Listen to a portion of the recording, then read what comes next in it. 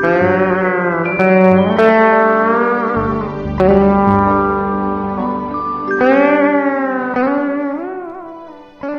श्री साईराम।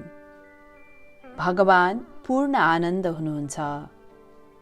भगवान श्री सत्य साई बाबाले 23 मे 2000 मा दिनुभएको दिव्य सम्भाषण।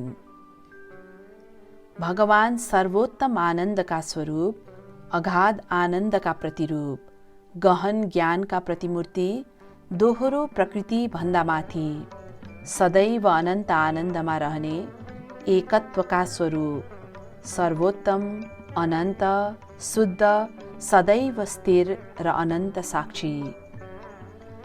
ऋग्वेदको आनन्दवल्लीमा ब्रह्मानन्द वा सर्वोत्तम आनन्द एवं साहित्यिक विषयको चर्चा छ। ब्रह्मानन्दले त्यस्तो आनन्दलाई जनाउँछ जुन सीमातीत छ, जसलाई शब्दका माध्यमबाट व्यक्त गर्न सकिँदैन।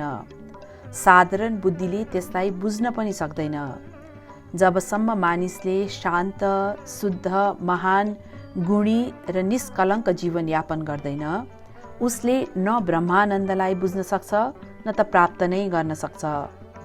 सर्वोत्तम आनन्द त यो भौतिक, सांसारिक वा अस्थायी संसारभन्दा पर छ। अनुभवजन्य खुसी र उमङ्गलाई हाम्रा पूर्वजहरूले विभिन्न प्रकारमा विभाजित गरेका छन्। मानवानन्दलाई मानिसहरूले आफ्नो दैनिक जीवनमा अनुभव गर्छन्, जुन आनन्द सांसारिक वस्तु एवं अस्तित्वसँग सम्बद्ध छ, त्यो सबैभन्दा तल्लो तहको आनन्द हो।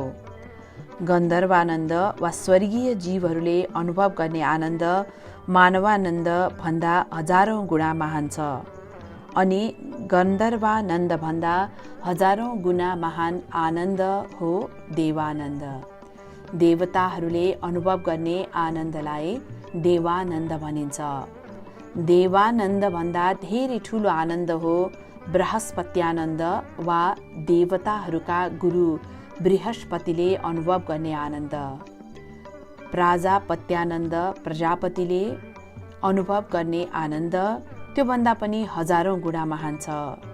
ब्रह्मानन्द प्राजापत्यानन्द भन्दा पनि हजारौँ गुणा ठुलो आनन्द हो। निश्चित मापक यन्त्रबाट मापन गर्न नसकिने सबैभन्दा उच्चतम आनन्द त्यही ब्रह्मानन्द हो। मानिसहरूले धेरै जसो आकाङ्क्षा राख्ने र प्राय सम्झौता गर्ने मानवानन्द र उसले वास्तवमै खोजी गर्नुपर्ने ब्रह्मानन्द बीच कति ठुलो अन्तर छ भनी हामी आफै अनुमान गर्न सक्छौँ। मानिसहरू ब्रह्मानन्द शब्दलाई निकै सहज रूपमा लिन्छन्, तर उनीहरूलाई यसको वास्तविक अर्थ थाहा हुँदैन। त्यसैले हरेक तुच्छ आनन्दलाई सरलताका साथ ब्रह्मानन्दका रूपमा लिइदिन्छन्। उदाहरणका लागि, कुनै व्यक्तिले मिठो खाना खायो भने त्यस खानाबाट पाएको आनन्दलाई ऊ ब्रह्मानन्द भनिदिन्छ। मानवानन्द र ब्रह्मानन्द बीचमा कति विशाल अन्तर छ भन्ने कुरा मानिसहरूले बुझेकै छैनन्। मानिसहरूले प्राय हासिल गर्ने खुसी ब्रह्मानन्दको सूक्ष्म कण बराबर पनि छैन। मानिसले के बुझेको छैन भने सांसारिक खुसी र आनन्द शब्दमा बयान गर्न सकिन्छ, तर ब्रह्मानन्द अवर्णनीय छ। भर्खरै बोलेका सन्दीपन च्याटर्जीले दैवी प्रेम र भगवत कृपा स्थान र समयको सीमाभन्दा पर हुनुका साथै मौसम र कारणभन्दा पनि माथि हुन्छन् भनेका थिए। वास्तवमा आनन्द जुनसुकै समय र परिस्थितिमा पनि आनन्द नै रहन्छ। ब्रह्म र आत्मा पर्यायवाची भएकाले ब्रह्मानन्दलाई आत्मानन्द पनि भन्न सकिन्छ। यसरी हेर्दा सर्वोत्तम आनन्द आत्माको आनन्द समानै हो। वास्तवमा आनन्द ब्रह्म वा भगवानको अर्को नाम मात्र हो। ब्रह्मानन्द वा आत्मानन्दको विशालताका अगाडि भौतिक आनन्द तुच्छ प्रतीत हुन्छ, तर त्यही तुच्छ आनन्दका लागि आजका मानिसहरू बौला झैँ भएर पछि लाग्ने गर्छन्। हावा सर्वत्र छ, तर हावाको कुनै विशेष रूप हुँदैन भन्ने कुरा सबैलाई थाहा पनि छ। यद्यपि त्यो निराकार हावालाई बेलुनमा भरियो भने त्यसले फुलेको बेलुनको आकार धारण गर्छ। बेलुनलाई फुलाउँदै लग्यो भने त्यो बेलुन फुट्ने क्षण पनि आउँछ। जब त्यो बेलुन फुट्छ तब बेलुनभित्रको हावा बाहिरी हावासँग गाभिन्छ र पुनः निराकार र विशाल बन्न पुग्छ। थुनिएको सीमित हावा र विशाल स्वतन्त्र हावामा कति ठुलो अन्तर छ। त्यसरी नै मानवानन्दको क्षीर्ण रूप र अनन्त ब्रह्मानन्दलाई तुलना गरेर हेर्न सकिन्छ। भगवानले हामीलाई प्रदान गर्नुभएका अनगिन्ती उपहारहरूमध्ये खुसी अनुभव गर्न सक्ने क्षमता पनि एक हो। तापनि आफ्नो सीमित दृष्टिकोणका कारण मानिसले आफ्नो यो क्षमताको न्यून प्रयोग मात्र गरिरहेको छ।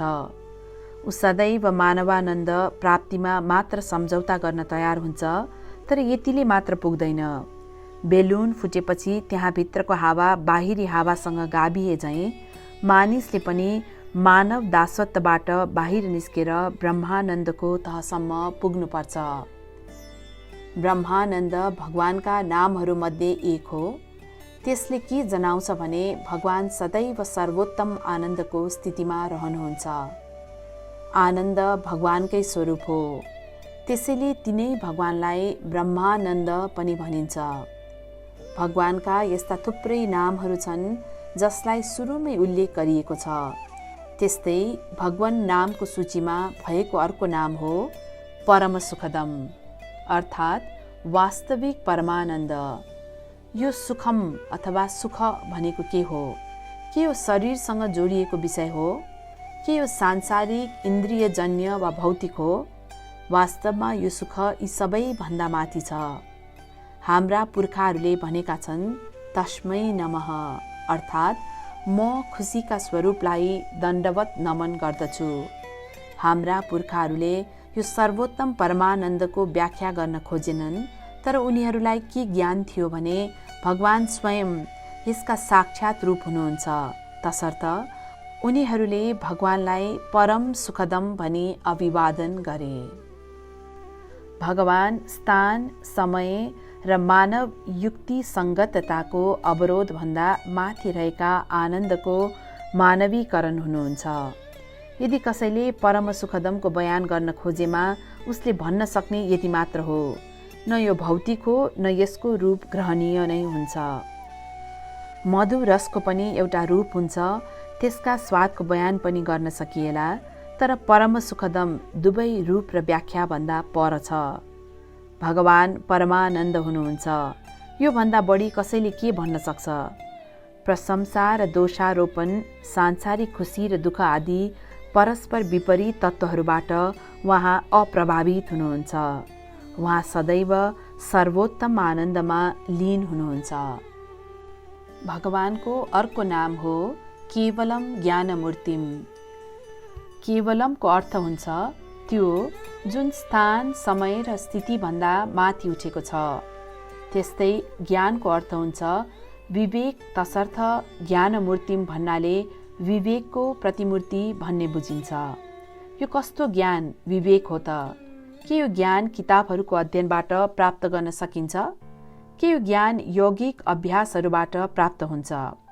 तर यो ज्ञान त्यस प्रकारको ज्ञान होइन। यो ज्ञान त सर्वोत्तम विवेकलाई समेत जितेको, अनि यो स्थान, संसार, समय र परिस्थितिभन्दा पनि माथिको ज्ञान हो। यसलाई ब्रह्म ज्ञान अथवा आत्मज्ञान भनिन्छ। यो अनन्त छ। भौतिक ज्ञान किताबहरूबाट प्राप्त गर्न सकिन्छ, तर ब्रह्म ज्ञान किताबी ज्ञानभन्दा पर र पूर्ण छ, किताबी ज्ञानभन्दा उच्च छ। केवल भगवान मात्र ज्ञानका प्रतिमूर्ति हुनुहुन्छ। वास्तवमा उहाँ स्वयं नै ज्ञान हुनुहुन्छ। ब्रह्म ज्ञान अनन्त, पूर्ण र सर्वव्यापक छ। यो आत्माको ज्ञान हो। आत्मा तिमीभित्र हुने भएकाले यो ब्रह्म ज्ञान पनि तिमीभित्रै छ। जुन क्षण तिमीले आफ्नो वास्तविक रूप पहिचान गर्नेछौ, तब स्वतः ब्रह्म ज्ञान प्राप्त गर्नेछौ। ब्रह्म ज्ञान प्राप्तिले सर्वोत्तम ज्ञान प्रदान गर्दछ। यो ज्ञानले सर्वोत्तम आनन्द समेत प्रदान गर्ने भएकाले ब्रह्म ज्ञान प्राप्तिले तिमीलाई स्वतः स्फूर्त ब्रह्मानन्द अथवा परम सुखदमको स्थितिमा पुर्याउँछ। त्यस्तै भगवानको अर्को नाम द्वन्द्वातीतम।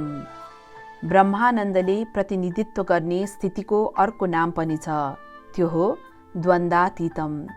सुख र दुःख, राम्रो र नराम्रो, प्रशंसा र आलोचना अनि पाप र पुण्य जस्ता सम्पूर्ण दोधारहरूमाथि विजय प्राप्तिको स्थिति नै द्वन्द्वातीतम हो। एकम सत् विप्रा बहुधा वदन्ति। विद्वानहरूले विविध प्रकारले बयान गरे पनि वास्तवमा सत्य एक मात्र छ, अनेक छैन। द्वन्द्वातीतमले यही कुरा सूचित गर्छ। यसको अर्थ के हुन्छ भने ब्रह्म वा भगवान असीमित रूपमा सामान्य मानिस कैद रहेको द्वैधताभन्दा माथि हुनुहुन्छ। त्यसपछि अर्को नाम आउँछ गगन सदृशम, अर्थात् सर्वोत्तम आनन्द अन्तरिक्ष झैँ अलौकिक र सर्वव्यापक छ। गगन सदृशम नामले कसलाई पुकारिन्छ? भगवानलाई। वास्तवमा स्वामीले अहिलेसम्म लिनुभएका सबै नामहरू ब्रह्मानन्दम, परम सुखदम, केवलम ज्ञानमूर्तिम, द्वन्द्वातीतम र अहिले गगन सदृशम यी सबै सर्वशक्तिमान भगवानका नामहरू हुन्। तत्त्वमस्यादिलक्ष्यम, चार वेदले चार महावाक्यका रूपमा मूलभूत सत्य उद्घोष गरेका छन्। ती आधारभूत अभिव्यक्तिहरू हुन्: 1. प्रज्ञानम ब्रह्म वा भगवान पवित्र चेतना हुनुहुन्छ। 2. अयम आत्मा ब्रह्म, अर्थात् आत्मा तथा ब्रह्म एकै हुन्। 3. अहम ब्रह्मास्मि, अर्थात् म भगवान हुँ। र 4. तत् त्वम असि, अर्थात् त्यो ब्रह्म तिमी नै हौ। यी चार अभिव्यक्तिहरूले एउटै कुरा बुझाउँछन्, केवल भगवानको मात्र अस्तित्व छ, तसर्थ मानव पनि देवत्व नै हो। यिनीहरूले देवत्वमा एकता रेखाङ्कन गर्छन्। त्यसैले भगवानलाई तत्त्वमस्यादि लक्ष्यम वा अन्तिम लक्ष्य भनेर पनि वर्णन गरिन्छ। त्यसपछि आउँछ एकम नित्यम विमलम अचलम। यी चार शब्दहरू पनि भगवानका नाम हुन्। एकम भनेको एक हो। यो विशाल ब्रह्माण्डमा सबै कुरा भगवान मात्र हो। तथापि मानिसहरू शारीरिक रूप रङ्गबाट प्रभावित हुन्छन्। त्यसैले मानिसले केवल अनेकता मात्र देख्छ र अनुभव गर्छ, अन्तर्निहित एकतालाई पूर्ण रूपमा बेवास्ता गर्छ। मानिसले देख्ने अनेकता केवल शारीरिक र सतही अनेकता मात्र हो। उसले केवल अनेकता मात्र देख्नको कारण उसको दृष्टि खाली सांसारिक वा बाह्य मात्र छ। मानौ तिमीसँग एक अङ्क छ, तिमीले त्यसको छेवैमा एउटा शून्य थप्यौ। त्यसबाट तिमीले एउटा अङ्क प्राप्त गर्छौ जसलाई तिमीहरू 10 भन्छौ। तिमी अर्को शून्य थप, तब 100 पाउँछौ।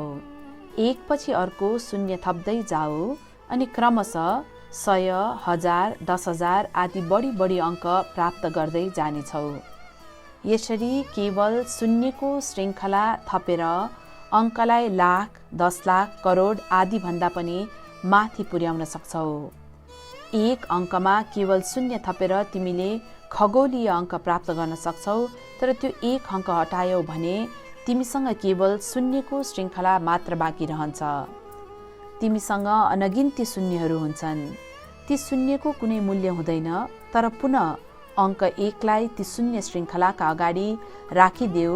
अब तिमीले मूल्यवान अङ्क पाउनेछौ। त्यो एकले पुरै फरक पार्छ। त्यो एक नै भगवान हो। त्यसैले उहाँका नामहरूमध्ये एकम पनि एक हो। तिमीले जुन नामले बोलाए पनि वा जुन रूप उहाँलाई दिए पनि भगवान केवल एक हुनुहुन्छ। त्यसपछि नित्यम आउँछ, जसको अर्थ हुन्छ अनन्त। भगवान केवल अनन्त मात्र नभएर परिवर्तन रहित पनि हुनुहुन्छ। उहाँ तीनै काल, भूत, वर्तमान र भविष्य, तीनै लोक र तीनै गुण, सत्व, रज, तमको उपस्थितिमा समेत अपरिवर्तनीय हुनुहुन्छ।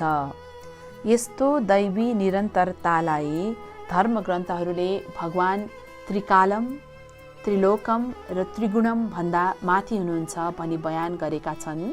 तसर्थ भगवान नित्यम, केवल नित्यम हुनुहुन्छ। तत्पश्चात हामीसँग छ विमलम, शुद्ध, अचेल, जताततै प्रदूषण र विकार फैलिएको छ। हावा र पानी दुवै प्रदूषित छन्। खाना पनि प्रदूषित छ र विकृत छ। यी सबैभन्दा गम्भीर मानिसको मन अझ प्रदूषित छ। अर्कातर्फ भने भगवान पूर्ण पवित्रताका प्रतिमूर्ति हुनुहुन्छ। उहाँ पूर्ण रूपमा निष्कलङ्क, स्फटिक चाहिँ सफा, स्वच्छ र पवित्र हुनुहुन्छ। अचलमको अर्थ हुन्छ स्थिर। पञ्चतत्त्वले बनेका सम्पूर्ण वस्तु र सबै तत्त्व परिवर्तनशील छन्। वास्तवमा परिवर्तन प्रकृतिको स्वाभाविक नियम हो। सूर्य र चन्द्र समयसँगै परिवर्तित छन्। ताराहरू पनि समयसँगै परिवर्तन हुन्छन्। पृथ्वी सदैव चलायमान छ। एउटा चलचित्रमा प्रति सेकेन्ड 16 वटा फ्रेम परिवर्तन हुन्छन् भन्ने कुरा तिमीलाई राम्ररी थाहा छ। सृष्टिमा पनि यस्तै हो। जहिले पनि, जहाँ पनि र जुनसुकै वस्तुमा पनि परिवर्तन हुन्छ। तर भगवान अचलम अर्थात् स्थिर र नित्य हुनुहुन्छ। अचलमेव च, भगवान स्थिर र अपरिवर्तनीय हुनुहुन्छ भन्ने कुरामा कुनै शङ्का छैन। तथापि उहाँ परिवर्तनशील वस्तुहरूमा पनि अन्तर्निहित हुनुहुन्छ। यति हुँदाहुँदै पनि स्थिरतापूर्ण देवत्वको आधारभूत तत्त्व प्रकृति भएकाले भगवानलाई अचलम भनिन्छ। सर्वादि साक्षीभूतम, अहिलेसम्म लिएका सबै नामहरूभन्दा बाहेक भगवानलाई अनन्त साक्षी पनि भनिन्छ। उहाँ हर समय सबै कुराको साक्षी हुनुहुन्छ। जय साईं।